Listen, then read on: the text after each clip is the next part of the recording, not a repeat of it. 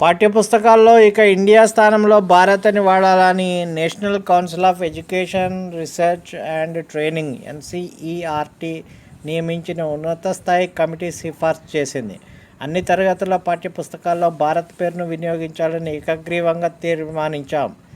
దాంతోపాటు ప్రాచీన చరిత్రను క్లాసిక్ హిస్టరీ పేరుతో విద్యార్థులకు బోధించాలని సిఫార్సు చేశామని కమిటీ చైర్మన్ ఇసాక్ పేర్కొన్నారు. భారత్ పేరు పురాతనమైంది.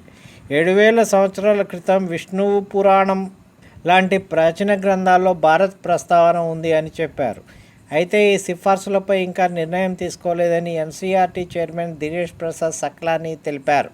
ఇటీవల G70 సమావేశాల సందర్భంగా ఆహ్వాన పత్రాల్లో ప్రెసిడెంట్ ఆఫ్ ఇండియా బదులు ప్రెసిడెంట్ ఆఫ్ భారత్ అని కేంద్ర ప్రభుత్వం అధికారికంగా పేర్కొన్న సంగతి తెలిసిందే.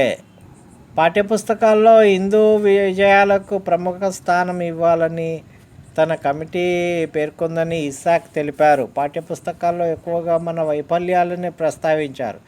మొఘలులు సుల్తానులపై ఘన విజయం పొందపరచలేదు. చరిత్రను ప్రాచీన, మధ్య, ఆధునిక యుగాలుగా విభజించి భారత్ చీకట్లో ఉన్నట్టు బ్రిటిషర్లు చూపించారు. దేశ శాస్త్ర విజ్ఞానాన్ని, ప్రగతిని విస్మరించారు. అందుకే మధ్య, ఆధునిక యుగాలతో పాటు భారత్ చరిత్రలో సాంప్రదాయ యుగాన్ని కూడా విద్యార్థులకు నేర్పాలని సూచించామని ఇసాక్ చెప్పారు.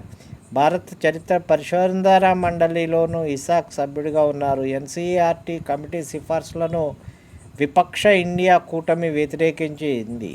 చరిత్రను భాజపా తిరగరాయాలని అనుకుంటోందని, అందుకే ఇలాంటి చర్యలకు పాల్పడుతుందని విమర్శించింది.